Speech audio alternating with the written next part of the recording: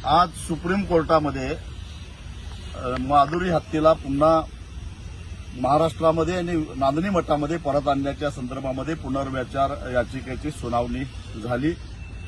राज्य सरकार, वणतारा आणि नांदणी मठाने संयुक्तपणानं भूमिका मांडली की नांदणी मठानं 7-8 एकर जमीन वणताराच्या देखरेखीखाली माधुरी हत्या आणि इतर हत्यांच्यावर सुद्धा चांगल्या पद्धतीने उपचार करण्यासाठी जागा उपलब्ध करायला तयार आहे। महाराष्ट्र सरकार त्याच्यावर लक्ष ठेवून असेल तेव्हा सुप्रीम कोर्टानं माधुरी हत्येला वणतारामध्ये पाठवण्याचा जो निर्णय दिलेला होता तो बदलून हाय पॉवर कमिटीकडे जाण्याची परवानगी द्यावी आणि हाय पॉवर कमिटीच्या आदेशानुसार माधुरीला पुन्हा नांदणीमध्ये आणण्यासाठी प्रयत्न करावेत। यासाठी ही याचिका दाखल झाली होती। आज सुनावणी झाली आणि सुप्रीम कोर्टानं हाय पॉवर कमिटीनं सगळ्या वस्तुस्थिती समजावून घ्यावी आणि माधुरी हत्येच्या आरोग्याची काळजी करून योग्य तो निर्णय घ्यावा असा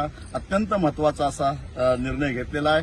म्हणजे हायकोर्ट आणि सुप्रीम कोर्टाचा आता अडथळा संपलेला आहे आणि आता सोमवारी राज्य सरकार, वणतारा आणि नांदणी मठ हे संयुक्तरित्या हाय पॉवर कमिटीकडे अर्ज करतील आणि एक प्रकारे माधुरी हत्येला नांदणीमध्ये परत आणण्याचा मार्ग काही अंशी सुकर झालेला आहे।